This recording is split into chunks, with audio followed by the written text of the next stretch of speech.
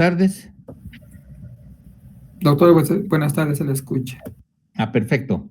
Primera cosa, mil disculpas porque no sabía que hoy empezaba la clase porque me informaron tarde y tenía algunas actividades, bueno, pero logré entrar un poco rápido nomás. Estamos con Mil, gracias por su participación de ustedes. Entonces, vamos a ir directamente al tema, el tema que es patología de mama, y vamos a compartir ya mis diapositivas que tengo y vamos a ir avanzando el tema en todo lo que nos concierne. Bueno.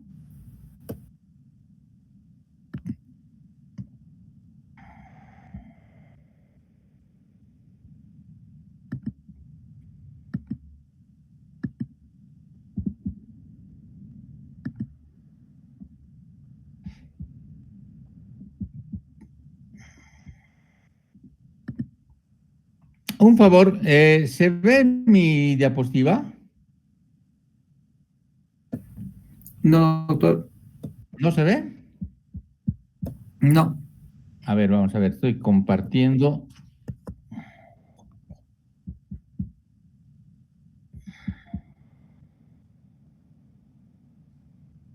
Doctor, buenas noches. Creo que algunos compañeros están intentando entrar, no sé si les puede aceptar.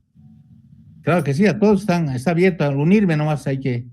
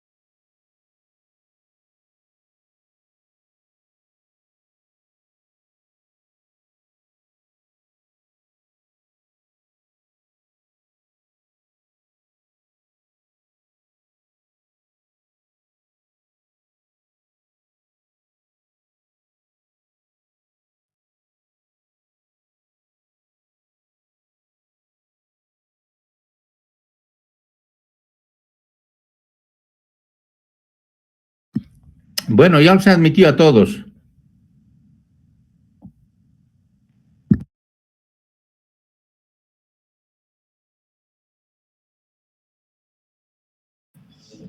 Buenas noches, doctor. Sí, muchas gracias por aceptarnos.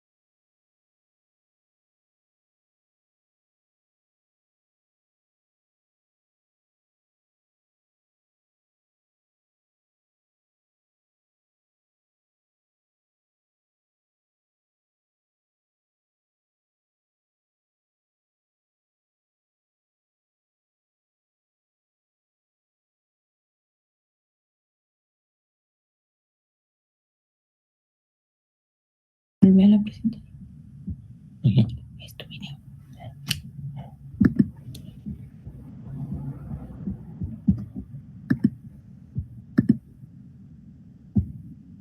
Bueno, a ver, ahora compartiré la pantalla, ¿bueno?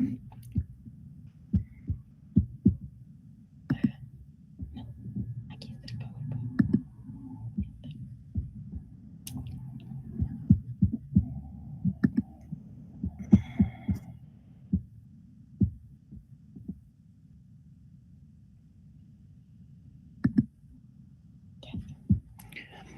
Bien, quería preguntarle, ¿se ve mi diapositiva? Sí, doctor, se ve. Sí, doctor. ¿Se ve bien? Sí. Bueno, entonces empezaremos la clase, ¿no? Bien, el tema que tengo que exponer con ustedes es patología de la mama, ¿no? Entonces, tenemos que hablar de las generalidades que nos conlleva la glándula mamaria.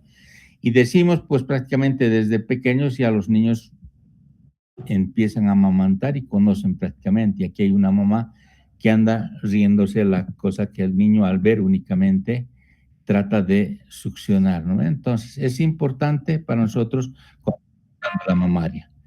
Referente a la importancia de la anatomía, la glándula mamaria tenemos que conocerla bien porque vamos a realizar procedimientos quirúrgicos. De igual manera, en los procedimientos quirúrgicos vamos a usar algún tipo de terapia adyuvante, como es la radiación. Hay que ver en algunos lugares en los cuales puede haber recurrencia y hay que adecuarlos prácticamente. En esta diapositiva que vemos, prácticamente están todas las mujeres, ¿no? Pero no es patología exclusiva de las mujeres, sino también tenemos en el varón el problema de patología de la glándula mamaria. Entonces vamos a ir desarrollando en ese aspecto.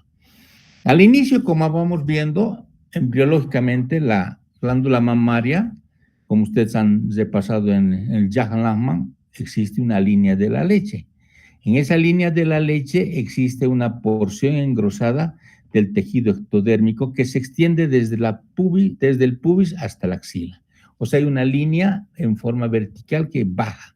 Y esa sería la línea de la leche, conocida con ese nombre, porque en ese segmento pueden ir apareciendo ciertos lugares donde pueden existir más de una glándula mamaria. Es por esas razones que tenemos glándulas mamarias en tejido fuera del normal que se puede encontrar. Hay personas que tienen 2, 3 glándulas mamarias y algunas no tienen glándula mamaria, sino tienen los vestigios, como ser ya sea la areola, el pezón, o algunas veces sin tener areola ni pezón, solamente la glándula mamaria.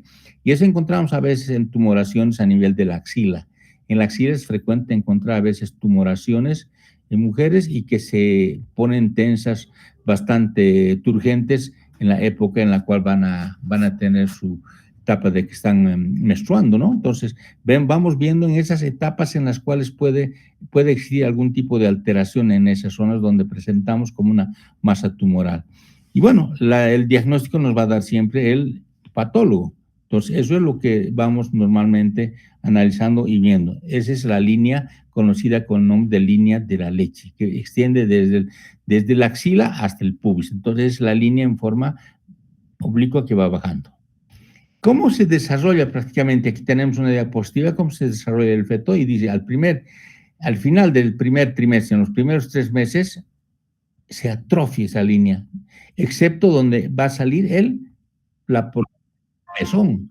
Ahí tenemos la zona en la cual toda esa zona se va atrofiando, pero queda más prominente la parte del pezón y conocido con el nombre de primordio. El primordio es donde está iniciándose. Vayamos viendo que es a los 3 primeros meses que empieza a tener el embrión un vestigio, digamos, de lo que va a ser la glándula mamaria. Esta glándula mamaria está derivado prácticamente de la dermis, de la capa de la dermis, y tiene un conducto, un sistema de conductos que todos van a terminar en el primordio del pezón, o sea, van a ir al pezón. Es donde ahí el bebé cuando nace, ¿qué hace? Succiona el pezón y va extrayendo la leche. Es lo que normalmente va haciendo el niño, el recién nacido, o sea, va succionando el pezón y va extrayendo, va estimulando prácticamente la formación de leche para su alimentación en las primeras etapas de la vida. La lactancia se ha considerado que es aconsejable para todo el bebé darle los 2 primeros años. Hoy en día estamos preconizando ese aspecto, ¿no? Porque nos considera inclusive que es los síntomas de protección, inclusive para algún tipo de patología a nivel de la glándula mamaria. Y lo más importante, el desarrollo del niño en esos 2 primeros años, porque la leche materna no es comparable con todas las leches que podamos tener en el comercio.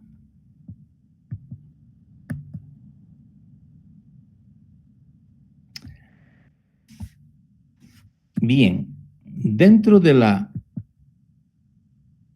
anatomía, como vamos viendo la glándula mamaria. ¿Dónde está situada la glándula mamaria? Es en el tórax, en la cara anterior, ¿no ve? En la pared anterior. Entre las costillas, decimos, entre la segunda hasta la séptima costilla. Puede ser en algunos entre tercera a sexta o segunda hasta segunda, tercera. Por eso analizamos que entre los espacios de la segunda y tercera costilla hasta la sexta, séptima, desde la línea del esternón hacia la línea de la axilar media, se tiene como una prolongación hacia el hueco de la axila. Entonces, ese es el lugar, la situación prácticamente donde podemos revisar. Cuando nosotros hacemos una historia clínica y vamos a hacer el examen físico de la glándula mamaria, tenemos que estar presente de que la glándula mamaria tiene esa localización. Esa localización que está en la parte anterior, en la parte más alta, entre segunda, tercera costilla, y en la parte baja, entre la sexta, séptima costilla. Entonces, uno tiene que revisar eso en la parte anterior. Y en la parte lateral que va a ver, desde la línea del esternón. El esternón nos limita hacia ambos lados, hacia la línea axilar media. Y al nivel de la axila se tiene como una cola que va a ir al hueco de la axila. Entonces, cuando nosotros hacemos la historia clínica y vamos a revisar una glándula mamaria, tenemos que revisar todo ese segmento, todo eso para que podamos analizar y definir si existiera algún tipo de patología. La mama normal, hoy en día vemos que normalmente pesa entre 30 hasta 500 gramos, es bien variable.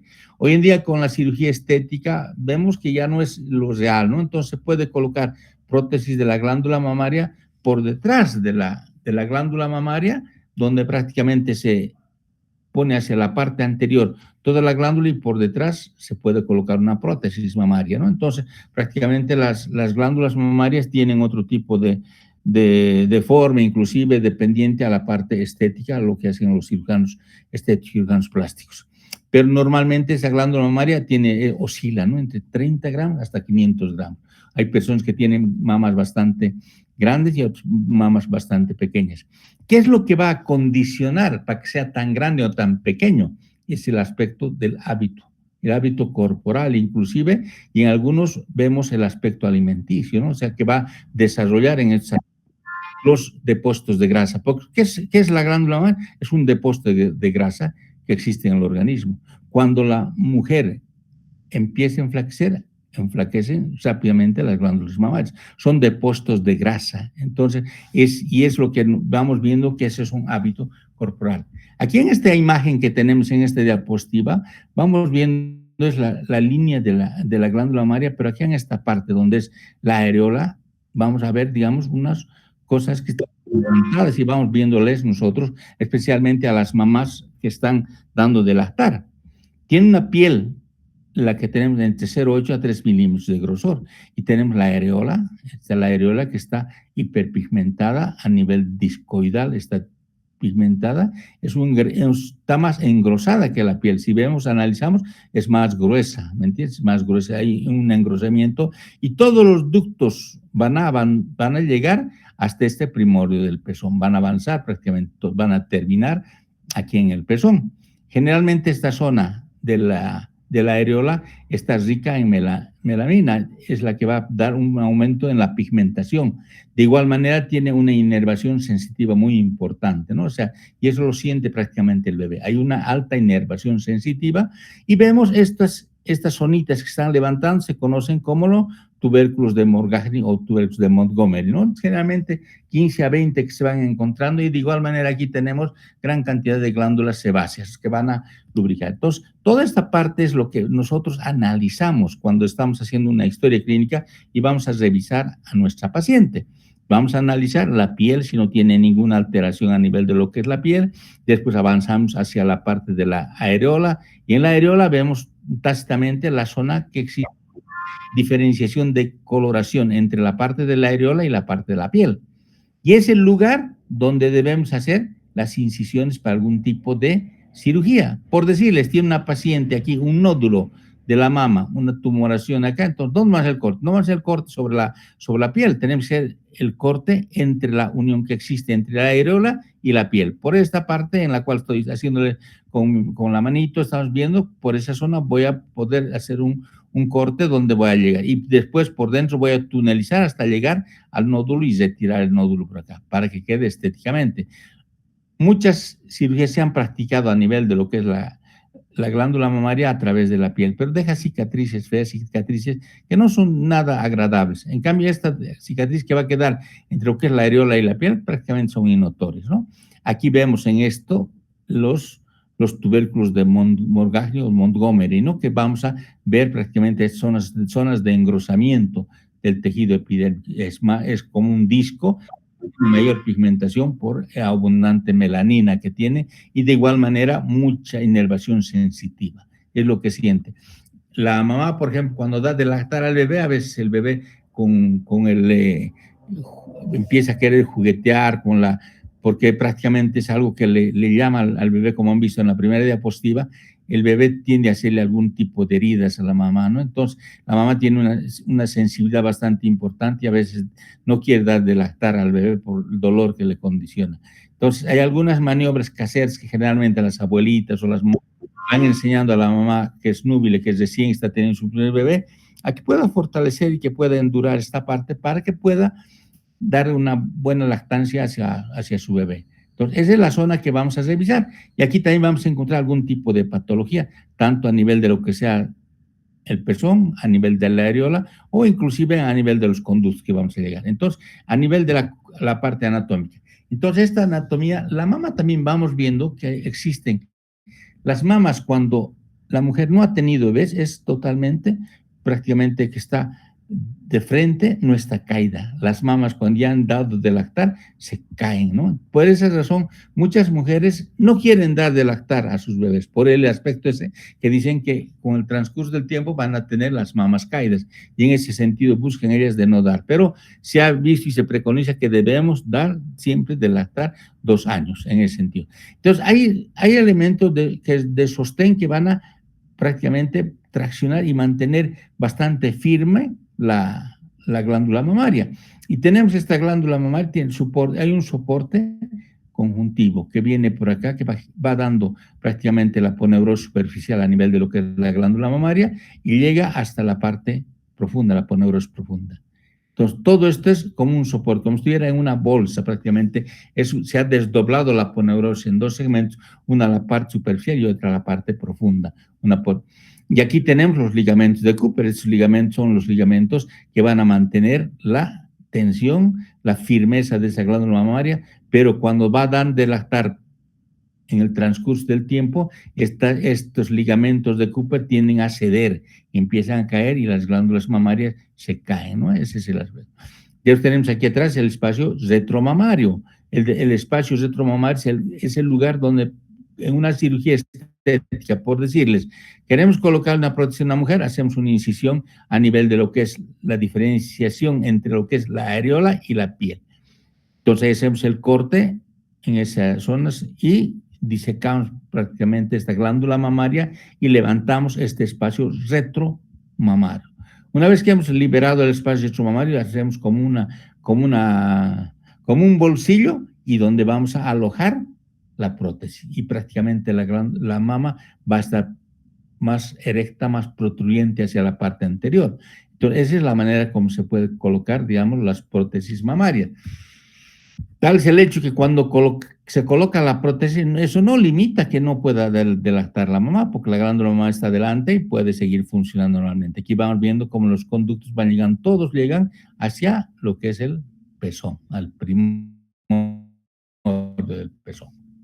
Y dentro de su anatomía, todas nuestras estructuras, como vemos el hígado, tenemos la estructura funcional, es el hepatocito.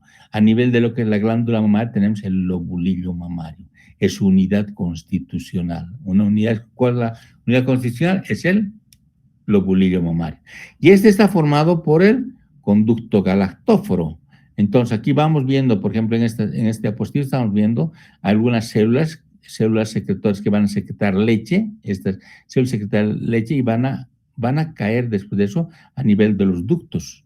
Entonces tenemos ductos secundarios, terciarios. Entonces vamos a ver, desde la parte, el pezón tiene los ductos, ¿no? Los senos lactíferos donde se almacena gran cantidad de leche que va a ser extraída por el bebé, senos lactíferos, senos galactóforos, y tenemos los ductos, vienen aquí ductos, y los ductos vienen a ser ductos secundarios y los ductos terciarios que están agrandados, ¿no? Donde tenemos las células secretoras de leche. Aquí hay células y van a secretar leche a los ductos terciarios, van a avanzar y va a avanzar hacia los ductos secundarios y va a llegarse hasta ser almacenados a nivel de los senos lactíferos.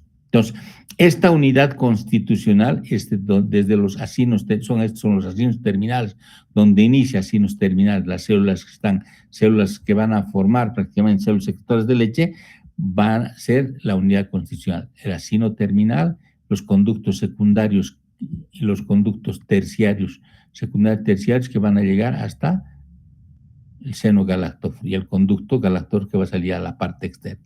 Entonces, esto consideramos como una unidad constitucional. Esa unidad constitucional se considera el lóbulo mamario y es lo que vamos viendo y analizando en nuestros exámenes con los pacientes. Entonces, decíamos que la glándula mamaria es un relleno de tejido graso. Entonces, prácticamente ese tejido adiposo, tejido graso que tiene, es el que separa del plano del pectoral. O sea, detrás de la glándula mamaria tenemos los músculos pectorales. Entonces, de igual manera, entre ambos lobulitos, entre ambos lobulillos que podemos encontrar como la unidad constitucional, vemos que existe gran cantidad de depósitos de tejido adiposo. Ese tejido adiposo es el que va acomodando prácticamente lo que es la firmeza de la glándula mamaria. Y cuando va enflaqueciendo la glándula mamaria, la mujer enflaquece, lo que se le cae prácticamente son los senos, ¿no? Entonces, eso es lo que se está observando. Dentro de la irrigación, ¿quién irriga? Todos los tejidos vemos que irrigan, tanto las arterias que van a llevar la sangre y las venas que van a recoger esa sangre, ¿no? Entonces vamos viendo que a nivel de la parte arterial que están llevando, esto más que todo nos sirve ¿para qué? Para tomar algún tipo de cirugías o intervenciones quirúrgicas en nuestros pacientes, ver qué tipo de irrigación tenemos y de dónde provienen cada una de las arterias que van. Entonces tenemos una de la aorta y otra la red anastomótica a nivel del plexo periareolar y plexo profundo. O sea, una red anastomótica intrincada de arterias que van a irrigar la glándula mamaria. Y tenemos en eso los procedentes de la aorta descendente. La aorta descendente va a dar sus ramas, arterias intercostales posteriores con su ramo anterior, que va a dar una irrigación buena. La mamaria interna que vamos viendo acá, y vamos a ver en los posteriores dónde se localizan algunos ganglios cuando tenemos algún tipo de patología, donde hay que retirar los ganglios para tener alguna seguridad de lo que estamos realizando en las cirugías respectivas. Tenemos la mamaria interna, la subclavia, que da ramas intercostales, son ramas a nivel intercostal, y la mamaria externa. Entonces tenemos las arterias intercostales, la mamaria interna y la mamaria externa. Todas estas, ¿de dónde vienen? De la aorta descendente. Cada una de ellas viene a través de su secuencia a nivel de las arterias, de la parte arterial. Y el otro tenemos la red anastomótica, que son plexos circulares que van a ir a nivel de la areola, por eso se conoce como periareolar, y a nivel profundo, un plexo profundo. Entonces, es un intrincado de vasos, de arterias y arteriolas que están juntas haciendo una especie de red anastomótica para que puedan irrigar la glándula mamaria. Eso es todo lo que tenemos referente a lo que es la parte arterial. Y el sistema venoso, generalmente, como va en todas las partes de nuestro cuerpo, vemos que es paralelo o inverso al río arterial. La arteria y la vena siempre van casi seguidos, ¿no? Entonces, el 95% son vasos perforantes de la torácica interna. Entonces, tenemos gran cantidad de aquellas venas que van a ir hacia la torácica interna. ¿Para qué nos sirve esto? Para saber la diseminación cuando tienen algún tipo de patología, porque a través del sistema venoso, el sistema arterial va a llegar y el sistema venoso va a retirar todo este tejido. Y por otra parte van a ir hacia la parte de la zona, si van a subir por encima de la clavícula, entonces vamos a ir hacia la parte supraesternal y en la cual vamos a encontrar, digamos, algún tipo de patología o problemas de tumores a nivel de lo que puede ser la parte baja del cuello. Entonces tenemos la parte venosa, hay un sistema venoso superficial y un sistema profundo. Entonces tenemos dos sistemas. El sistema profundo ya son ramas perforantes que van a entrar hacia la parte interna, son las arterias innominadas y las venas axilares hacia la axila que van a drenar la pared costal. Entonces tenemos toda esa parte venosa que van a ir comunicadas con el drenaje linfático que vamos a ir viendo. Entonces tenemos la red, de igual manera, red capilar pulmonar y los vasos vertebrales. Ahí vienen las metástasis donde tenemos que ir buscando. Esto es lo más importante que debemos saber en cualquier tipo de patología que podamos encontrar a nivel de la glándula mamaria. La glándula mamaria tiene el drenaje de todo esto, la parte linfática, hacia 3 niveles ganglionares. Un nivel a nivel de lo que es la axila, está catalogado aquí como dice 1 a nivel de axila, el 2 por debajo de los músculos, pectoral mayor, pectoral menor, en los medios, y el tercero a nivel del ángulo costoclavicular. Entonces tenemos 3 niveles donde podemos analizar, y ahí estamos viendo los ganglios linfáticos. Tal es el hecho que cuando se hace una cirugía de la glándula mamaria, lo que tenemos que hacer es llevar ganglios que hemos retirado del nivel 1, ganglios que retiramos del nivel 2 a nivel de los músculos y el ganglios del nivel 3. Eso nos van a dar algún tipo de pronóstico, vamos a ver hacia dónde se ha diseminado, digamos, una patología neoplásica en la glándula mamaria. Es importante.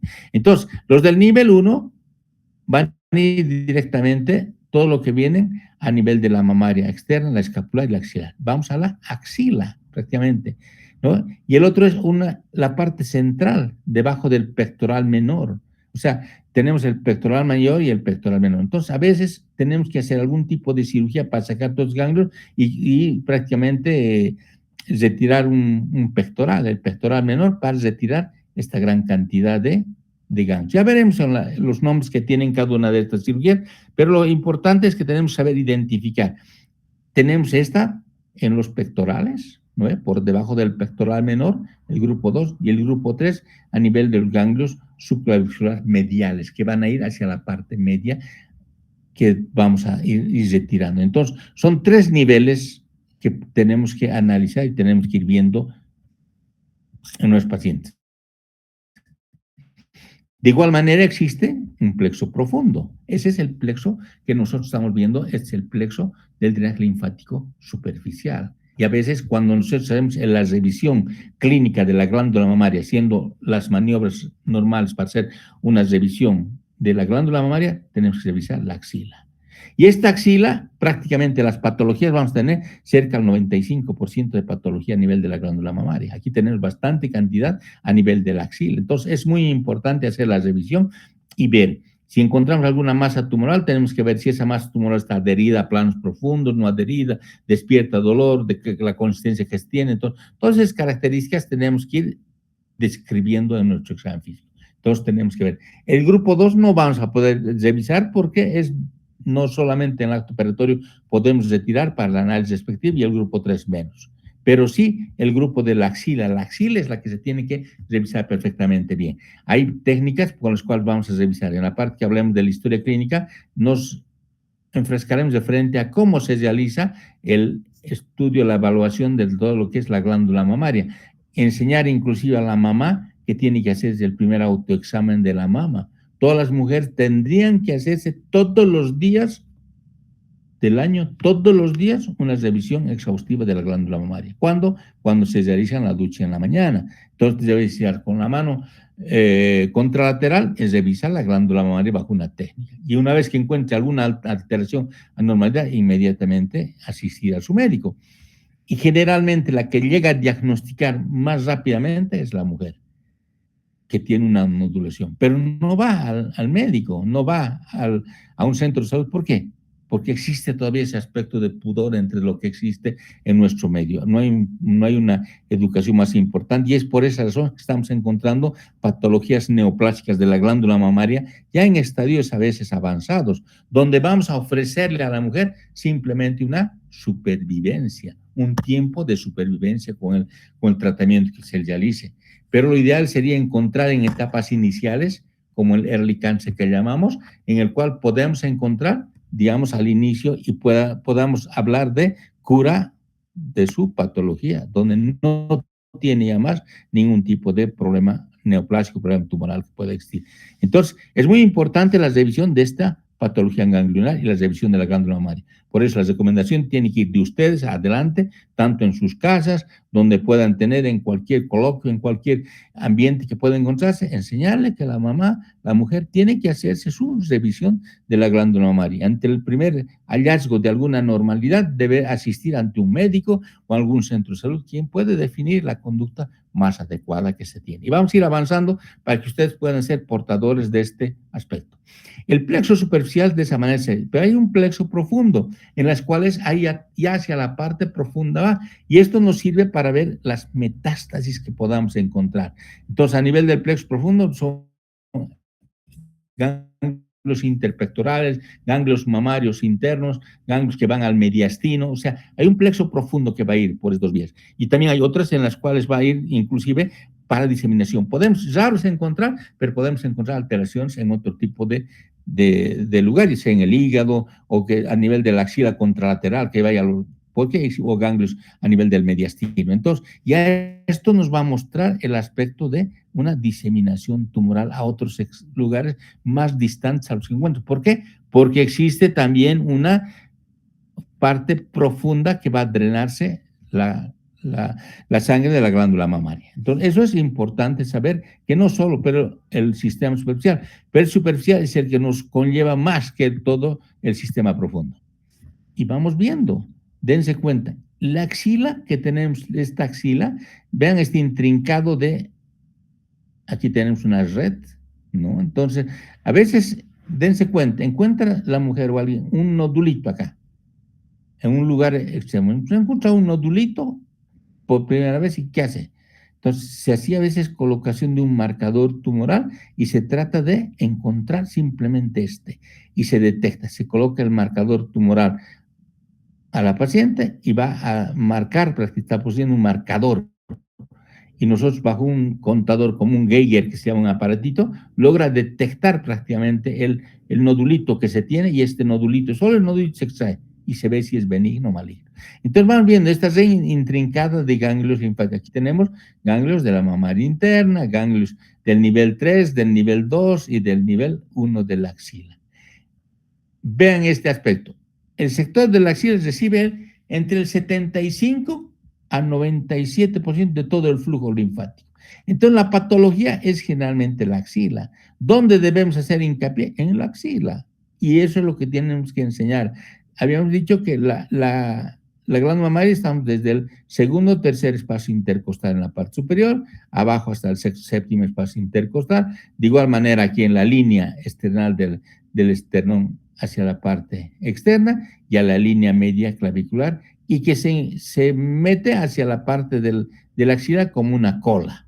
Entonces, todo esto es lo que es la glándula mamaria. Y en esa glándula mamaria existe gran cantidad de ganglios que podamos encontrar revisando manualmente todos los días, ya sea por la misma mujer o ya sea por el médico cuando viene a la consulta. Pero la cantidad que encontramos a nivel de la consulta es muy bajo, más se encuentra a nivel de la mujer cuando se hace el examen. Pero el problema de que encontró el nódulo y va al médico después de mucho tiempo, donde prácticamente ya ha creado otro tipo de alteración a nivel de su cuerpo, inclusive creando metástasis de todo tipo. En vez, la parte interna y la parte torácica, a través del conducto torácico y los ganglios cervicales, solamente están entre el 3 al 25%. Entonces, nos interesa de sobremanera la axila. Cuando hacemos cualquier tipo de cirugía, ¿qué hacemos? Vaciamiento axilar. Entonces, casi todas las patologías van acompañadas con vaciamiento axilar. Tenemos que ir a sacar los ganglios de la axila para poder revisarlos. ¿Por qué nos importa estos drenajes linfáticos? Es importante saber qué es lo que va. Hacemos una cirugía, por decirles, de cualquier órgano. ¿Qué dicen? Un cáncer de colon. ¿Cuántos ganglios se han retirado? han hecho un tamizaje de los ganglios. Se han revisado los ganglios. Es porque es importante. ¿Qué nos va a identificar? Metástasis. La metástasis es como la diseminación tumoral en otro lugar. Está avanzando las metástasis. Entonces, esas metástasis generalmente puede haber por vía centrífuga. Centrífuga es del centro hacia afuera, está diseminándose. ¿Y dónde va? A la axila. La primera. Esa vía centrífuga tenemos un plexo subareolar. De la parte de la areola va avanzando. Los conductos galactóforos mayores, las venas eferentes, y van a los grupos ganglionares. Y los grupos ganglionares están localizados. Primer nivel, en la axila. Segundo nivel, en los músculos bajo el pectoral menor. Y el tercer nivel, en el ángulo costoclavicular. Entonces, vamos los 3 niveles. Y de igual manera podemos ver inclusive ganglios a nivel de la parte del mediastino. Entonces, la parte media. Entonces, tenemos que ir revisando la parte de los ganglios. ¿Para qué? Para ver si existe metástasis. Es muy importante. Ahora, de igual manera, puede ver, aparte de esta cosa, podemos ir hacia la parte por encima de la clavícula. Por encima de la clavícula, entonces puede haber algún tipo de metástasis y ahí a la parte supraclavicular. Entonces, hay una diseminación que pueda existir en este aspecto. Por eso es importante. En estas disecciones que prácticamente ustedes al inicio de la carrera de medicina se han hecho hacer en anatomía, han hecho el plexo braquial. El plexo braquial lo han pintado, han revisado todo, han analizado todo. ¿Y qué nos trae este plexo braquial a nivel de lo que es la patología mamaria? Donde debemos respetar para evitar algún tipo de complicación. Entonces, cuando yo, digamos, opero y le voy a lesionar el nervio torácico largo, que es un nervio motor, y viene raíces de la cervical C5, C6, C7, o del músculo cerrato mayor, o del respiratorio bebé, ¿qué va a condicionar al paciente? Una escápula alada, como las aves aladas que van volando con su escápula abierta, de esa manera se condiciona. Entonces, hay una complicación que puede haber por este tipo de inervación. Entonces, debemos que conservar bien estos sistemas, este nervio motor. Cuando tenemos dos sistemas, ¿no? Un sistema sensitivo y el sistema motor. El sensitivo nos va a dar dolor, nos va a transmitir en algún tipo de molestia, desde adormecimiento hasta un intenso dolor que puede condicionar. Y el motor nos va a dar algún tipo de alteración en la cual no vamos a poder movilizar una extremidad de alguna forma. Y en ese sentido hablamos de esta escápula alada, la lesión nervio torácico largo. Entonces, tratamos de ver, y ver raíces a nivel de las cervicales. O sea, las cervicales C5, C6, C7 pueden lesionar y darnos problemas a nivel del cerrato mayor o del respiratorio. De igual manera, a nivel de lo que es el dorsal ancho, podemos tener lesión a nivel del dorsal ancho, el nervio tóraco-dorsal. Cuando estamos haciendo un vaciamiento en la parte por una neoplasia de la glándula mamaria, a veces tocamos el nervio tóraco-dorsal y está haciendo contracciones veloces ¿de qué? Del dorsal ancho. El músculo bastante fuerte en la parte descendente, desde la parte de la axila, el dorsal ancho es el que condiciona. Y ahí son raíces motoras. ¿Ves? Estamos hablando de aspecto motor, no sensitivo, motor, que va a alterar entre C6 y C8, que está bien. Va a ser el dorsal ancho. Entonces, una lesión de esto. Otros nervios en la cual te va a dar una atrofia, una flacidez. Igual cervicales a nivel del C6 y T1, C5, C6, C7, del plexo braquial, de este plexo que han disecado prácticamente todo, y esto va a ir a nivel del pectoral menor. ¿Y qué va a dar el pectoral menor? Una atrofia, se va a poner flácido, el músculo ya no va a trabajar como trabaja normalmente, entonces va a ser una flacidez porque no tiene esa inervación, la inervación de los pectorales, han sido seccionados los nervios. Entonces vamos analizando, todos son raíces que vienen a nivel del C7 y todos están a nivel de ¿dónde? Del plexo braquial. De igual manera, a veces pacientes que tienen un dolor crónico a nivel de la parte cutánea del brazo, no se dejan ni tocar nada, es un dolor intenso que es un problema para los pacientes. Entonces, vemos los nervios intercostohumerales, son sensoriales o cutáneos, ¿no? Del brazo.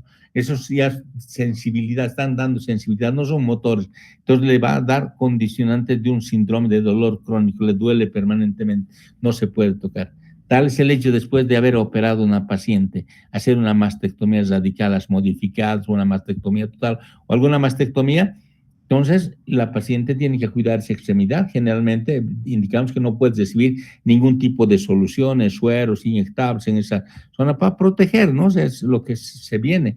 Y aquí tiene más de paso si tiene ese tipo de complicación. Entonces, tenemos algún tipo de dolor crónico, algún tipo de flacidez a nivel de los pectorales o a nivel del músculo del dorsal ancho o un escapular. Entonces, son complicaciones que podrían existir a través de una cirugía. Y todos venimos a ver dónde han hecho ustedes su disección a nivel de lo que es el plexo braquial. Y aquí tenemos todos los nervios que se han disecado, han estado viendo.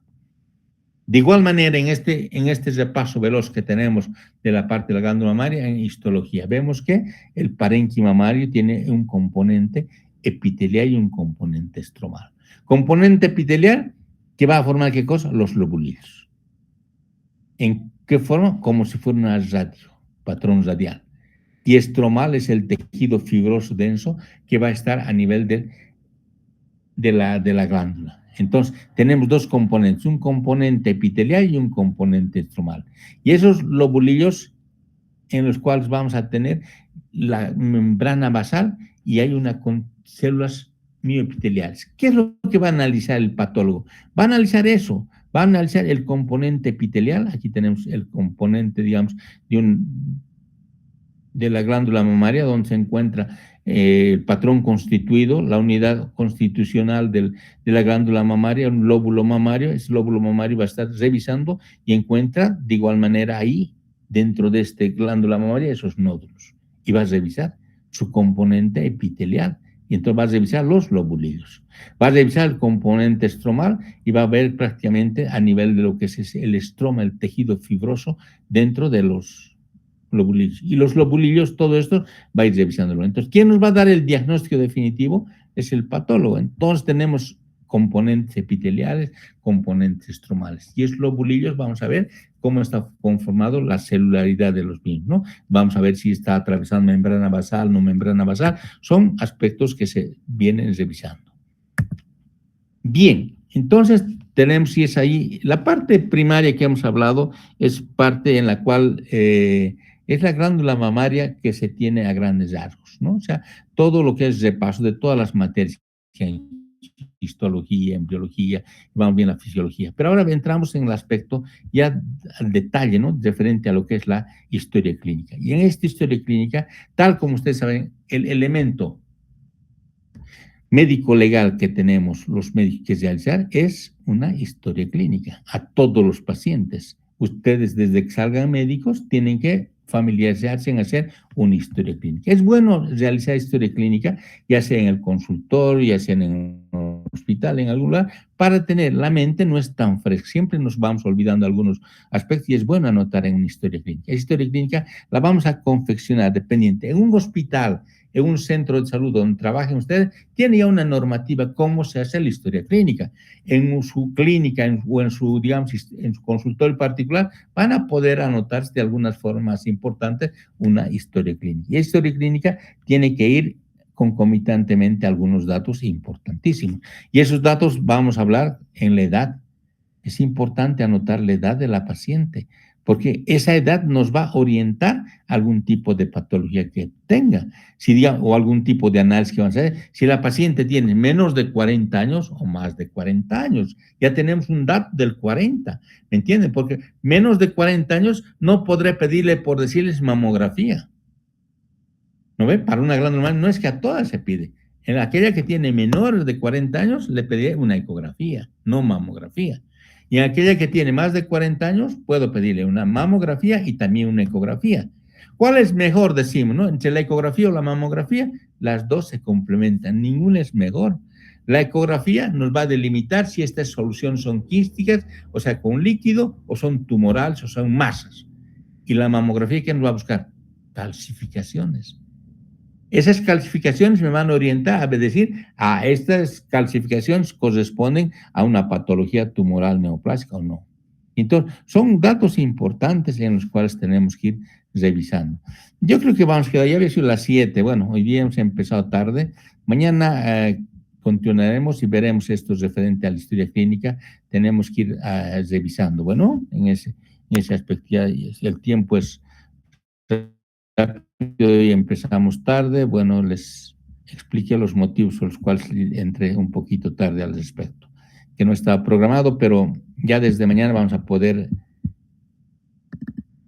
revisar. No sé si se ha escuchado bien el audio de mi voz en las diapositivas. ¿Se ha visto las diapositivas bien? Sí, doctor, se vio bien y se escucha también. Perfecto. Entonces, con las disculpas del caso, ya es las 7, nos vamos a, sé que tienen de 7 a 8 clases de medicina y vamos a, mañana a las 6 en punto vamos a estar en el tema y vamos a avanzar. Bueno, les agradezco por su presencia, por su participación y nos veríamos mañana a las 6 de la tarde. Muchísimas gracias a todos. Hasta luego, doctor, gracias. Gracias.